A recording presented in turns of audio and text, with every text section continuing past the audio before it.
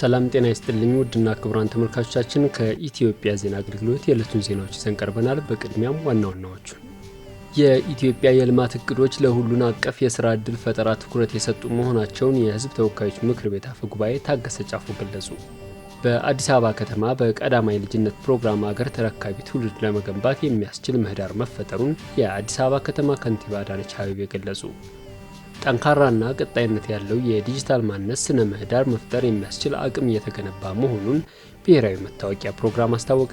በአይቴክስ 2025 ኤክስፖ ኢትዮጵያ በቴክኖሎጂና አርቲፊሻል ኢንተለጀንስ እያከናወነች ያለውን ውጤታማ ተግባራት መመልከታቸውን ጎብኚዎች ተናገሩ።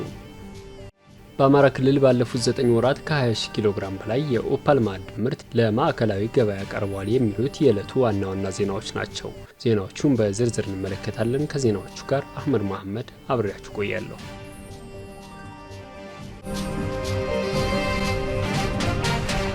የኢትዮጵያ የልማት እቅዶች ለሁሉ አቀፍ የሥራ ዕድል ፈጠራ ትኩረት የሰጡ መሆናቸውን የሕዝብ ተወካዮች ምክር ቤት አፈ ጉባኤ ታገሰ ጫፎ ገለጹ። 20ኛው የዓለም የሥራ ድርጅት ILO የሌበር ቤዝድ ፕራክቲሽነርስ አህጉራዊ ኮንፈረንስ በአፍሪካ ህብረት መሰብሰቢያ አዳራሽ መካሄድ ጀምሯል። ስብሰባው የማይበገር ማህበረሰብና ጤናማ አካባቢ የሰው ኃይልን በብዛት የሚጠቀሙ የኢንቨስትመንት ፕሮግራሞች አካሄዶች በሚል መሪ ሀሳብ ነው እየተካሄደ ያለው። የሕዝብ ተወካዮች ምክር ቤት አፈ ጉባኤ ታገሰ ጫፎ በመክፈቻ መርሃ ግብር እንደገለጹት የኢትዮጵያ የልማት እቅዶች ለሁሉን አቀፍ የሥራ ዕድል ፈጠራ ትኩረት የሰጡ ናቸው። ይህም በመላ ሀገሪቷ በሚሊዮን ለሚቆጠሩ ዜጎች የሥራ ዕድል መፍጠር ማስቻሉን አብራርተዋል። ስብሰባው በዘርፉ ባሉ ተግዳሮቶች ዙሪያ በመምከር የተሻለ መንገድ ለመቅረጽ እንዲሁም በሚሊዮን የሚቆጠሩ የማህበረሰብ ክፍሎችን ተጠቃሚ ለማድረግ የሚመክር መሆኑንም ተናግረዋል።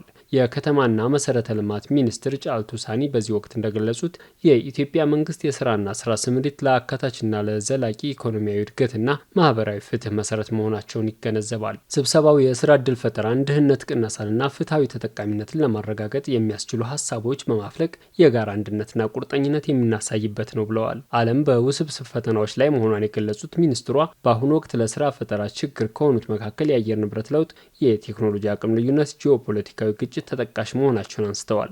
ኢትዮጵያን ጨምሮ ለበርካታ ሀገራት ስራ አጥነትና የአየር ንብረት ለውጥ ስጋት መሆናቸውን ጠቁመዋል። ከዛሬ ግንቦት 11 እስከ ግንቦት 15 ቀን 2017 ዓ.ም የሚካሄደውን ጉባኤ የከተማና መሰረተ ልማት ሚኒስቴርና የኢትዮጵያ መንገዶች አስተዳደር ከዓለም የስራ ድርጅት ILO ጋር በመተባበር ያዘጋጁት ነው።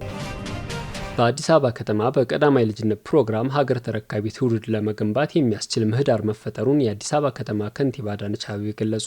የአዲስ አበባ ከተማ ከንቲባ አዳነች አቤቤ ከኬንያ የሞምባሳ ግዛት አስተዳዳሪ አብዱሰመድ ሸሪፍ ናስር እና የልዑካን ቡድናቸው ጋር ተወያይተዋል። የልዑካን ቡድኑ በአዲስ አበባ በሚኖረው ቆይታ በመዲናዋ የቀዳማይ ልጅነት ፕሮግራም የንጹህ መጠጥ ውሃ አቅርቦትና ፍሳሽ አስተዳደር፣ የደረቅ ቆሻሻ አወጋገድ ስርዓት እንዲሁም የኮሪደር ልማትና ሌሎች የከተማ ትራንስፎርሜሽን ስራዎችን በመጎብኘት የልምድ ልውውጥ እንደሚያደርጉ ተመላክቷል። የአዲስ አበባ ከተማ ከንቲባ አዳነች አቤቤ በዚህ ወቅት ሀገርን መገንባት የሚቻለው ህጻናት ላይ ሲሰራ እንደሆነ ገልጸው በዚህም በህጻናት ላይ ለሚሰራ ስራ ልዩ ትኩረት መሰጠቱን ጠቁመዋል።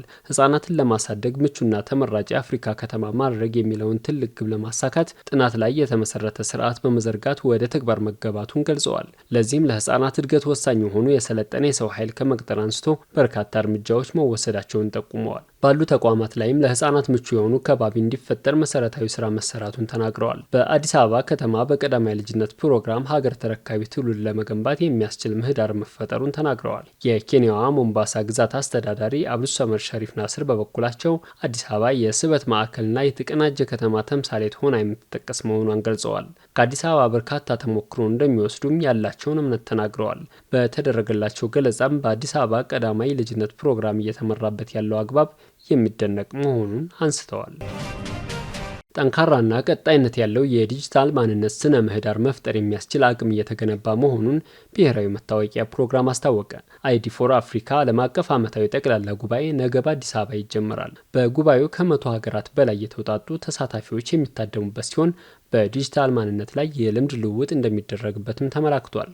ኢትዮጵያ ባለፈው ዓመት ደቡብ አፍሪካ ኬፕታውን ተደርጎ በነበረው ID4 አፍሪካ ዓመታዊ ጠቅላላ ጉባኤ ላይ ነው ቀጣዩን ፎረም እንድታዘጋጅ የተመረጠችው። ኢትዮጵያ በአጭር ጊዜ ውስጥ ዲጂታል ማንነትን ለማረጋገጥ ያደረገችው ጥረት፣ በሀገሪቷ ያለው የተሟላ መሰረተ ልማትና የመንግስት ቁርጠኝነት የዘንድሮውን ጉባኤ እንድታዘጋጅ ማድረጉም በወቅቱ ተገልጿል። በብሔራዊ መታወቂያ ፕሮግራም የባለድርሻ አካላት ዳይሬክተር ሳሚና ሰይፉ ለኢዜአ እንዳሉት ኢትዮጵያ ለዲጂታል መሰረተ ልማት ግንባታ ልዩ ትኩረት ሰጥታ እየሰራች ነው ብለዋል። ባለፈው ዓመት በተካሄደው ፎረም በተለይም ከስደተኞች ጋር ተያይዞ ኢትዮጵያ የሰራቻቸው ስራዎች ለበርካታ ሀገራት በተሞክሮነት ተወስዷል ብለዋል። ነገ በይፋ በሚከፈተው ዓለም አቀፍ ጉባኤ ከተለያዩ የዓለም ሀገራት የተውጣጡ ተሳታፊዎች እንደሚሳተፉና በዲጂታል ማንነት የሀገራት ልምድ ልውውጥ እንደሚካሄድም አንስተዋል። ባለፉት 2 ዓመታት ከ15 ሚሊዮን ዜጎች በላይ የፋይዳ መታወቂያ ተጠቃሚ መሆናቸውና ከ50 በላይ ተቋማት ዲጂታል መታወቂያን በሲስተማቸው አካተው አገልግሎት እየሰጡ ነው ብለዋል። ይህም በተለይም ደህንነቱ የተረጋገጠ አገልግሎት ከመስጠት ባለፈ አገልግሎት አሰጣጡን ለማቀላጠፍና የዜጎችን እርካታ ለመጨመር ያስችላል ብለዋል። ኢትዮጵያ ጠንካራና ቀጣይነት ያለው ዲጂታል ማንነት ስነ ምህዳር ለመፍጠር የጀመረችው ስራዎች ውጤት እያመጡ መሆኑንም አንስተዋል። ፋይዳ በሲቪል ምዝገባና ነዋሪዎች አገልግሎት፣ ለፋይናንስ ዘርፉና ለሌሎችም አገልግሎት ሰጪ ተቋማት ምቹ መደላደል መፍጠሩንም ተናግረዋል። በሌሎች ሀገራት በተሞክሮነት የሚወሰድ መሆኑን ጠቅሰው ኢትዮጵያም ከሌሎች ሀገራት ልምድ ትቀስማለች ብለዋል። በኢቴክስ 2025 ኤክስፖ ኢትዮጵያ በቴክኖሎጂና አርቲፊሻል ኢንተለጀንስ እያከናወነችው ያለውን ውጤታማ ተግባራት መመልከታቸውን ጎብኚዎች ተናገሩ። በኢንፎርሜሽን መረብ ደህንነት አስተዳደርና በኢትዮጵያ አርቲፊሻል ኢንተለጀንስ ኢንስቲትዩት አዘጋጅነት ሲካሄድ የቆየው በምስራቅ አፍሪካ ዓለም አቀፍ የቴክኖሎጂ ኤክስፖ 25 ትናንት ተጠናቋል። በኤክስፖ የሳይበር ደህንነት፣ አርቲፊሻል ኢንተለጀንስ፣ የፋይናንስ ደህንነት፣ ስማርት ሲቲ እና የቴክኖሎጂ ትምህርት ዘርፎች ላይ ትኩረት ያደረጉ ስራዎች ቀርበውበታል። ኤክስፖን የጎበኙ ወጣቶች ከኢዜአ ጋር ባደረጉ ቆይታ በኤክስፖ ኢትዮጵያ በዲጂታል ትራንስፎርሜሽን ዘርፍ እያከናወነች ያለችውን ውጤታማ ተግባራት መመልከታቸውን ተናግረዋል። የተመለከቱት ውጤታማ የቴክኖሎጂና የአርቲፊሻል ኢንተለጀንስ ተግባራት የበለጠ ለፈጠራ ስራ የሚያነቃቁ መሆናቸውን አንስተዋል። ኤክስፖውን ከጎበኙት መካከል ተማሪ ዳዊት በቀለ እንደገለጸው በኤክስፖ በቴክኖሎጂና አርቲፊሻል ኢንተለጀንስ ውጤታማ ተግባራት እየተከናወነ መሆኑን ተመልክቻለሁ። በቀጣይ በአርቲፊሻል ኢንተለጀንስ የፈጠራ ስራ በመሰማራት በተለይ ትምህርት ላይ በማተኮር ውጤታማ ተግባራት ለማከናወን መነሳሳት እንደፈጠረለት አስታውቋል። በማርኬቲንግ ዘርፍ የተሰማራው ወጣት ኃይለ ሚካኤል አዱኛ በበኩሉ በተለያዩ መስኮች ዘመናዊ ቴክኖሎጂዎችን መፍጠር እንደሚቻል በኤክስፖ መመልከቱን ተናግሯል። በቀጣይ በቴክኖሎጂና በአርቲፊሻል ኢንተለጀንስ ችግር ፈቺ የተለያዩ ስራዎችን ለመስራት እቅድ መያዙን ጠቁሟል። በኢትዮጵያ በዲጂታል ላይ እየተሰራ ያለው ስራ ውጤታማ ተግባር በኤክስፖ መቅረቡ እንደ ዜጋ የሚያስደስት መሆኑን የገለጸው ደግሞ ወጣት ኤርሚያስ ተስፋዬ ነው። አሁን በስፔስ ቴክኖሎጂ ላይ እየሰራ መሆኑን አንስቶ የተከናወኑ ውጤታማ የዲጂታል ቴክኖሎጂ ስራዎችን በመጠቀም በስፔስ ቴክኖሎጂ የተሻለ ስራ ለመስራት መዘጋጀቱን ተናግሯል። የሜዲሲን ተማሪ ወጣት ሚኒልክ አዱኛ በበኩሉ ኤክስፖ የተመለከተው ሕክምናም በዲጂታል ቴክኖሎጂ በመደገፍ ለመስራት ፍላጎት እንዳደረበት ገልጿል። በኤክስፖ ከ15000 በላይ ጎብኚዎች የተመለከቱ ሲሆን ከ100 በላይ የቴክኖሎጂ ኩባንያዎች የተለያዩ ምርቶችን ማቅረባቸው ታውቋል። በአማራ ክልል ባለፉት 9 ወራት ከ20,000 ኪሎ ግራም በላይ የኦፓል ማዕድን ምርት ለማዕከላዊ ገበያ መቅረቡን የክልሉ ማዕድን ሀብት ልማት ቢሮ አስታወቀ። በተጨማሪ 76 ኪሎ ግራም የወርቅ ምርት ለብሔራዊ ባንክ መቅረቡም ተመላክቷል። የቢሮ ኃላፊ አቶ ኃይሌ አበበ ለኢዜአ እንደገለጹት ለውጭ ገበያ ከቀረበው የኦፓል ማዕድን ምርት ከ7.4 ሚሊዮን በላይ የአሜሪካ ዶላር ገቢ ተገኝቷል። በዚህም ክልሉ ሀገሪቱ የውጭ ምንዛሬ እንድታገኝ የበኩሉን አስተዋጽኦ ማድረጉን አንስተዋል። በቀሪው የበጀት ዓመትም ተጨማሪ እሴት የተጨመረበት የኦፓል ምርት ለውጭ ገበያ ለማቅረብ ጥረት እየተደረገ መሆኑን ገልጸዋል። ክልሉ በከበሩ ማዕድናት የበለጸገ መሆኑን አንስተው በቀጣይ የሀገር ውስጥና የውጭ ባለሀብቶችን በመሳብ ሀገሪቱ ከዘርፉ ማግኘት የሚገባትን የውጭ ምንዛሬ ገቢ እንድታገኝ በመደገፍ ትኩረት ተሰጥቶ እየተሰራ ይገኛል ብለዋል። ከኦፓል ምርቱ በተጨማሪ 76 ኪሎ ግራም የወርቅ ምርት ለብሔራዊ ባንክ መቅረቡንም አመልክተዋል።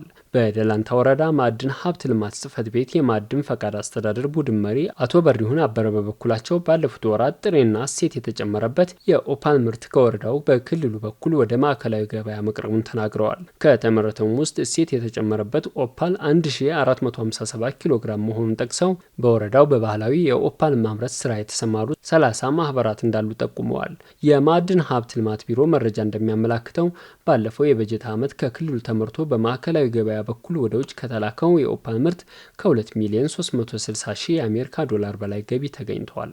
ተመልካቾቻችን ለዕለቱ ያዘጋጀናቸው ዘገባዎች እነዚህ መስሉ ነበር። መልካም ጊዜ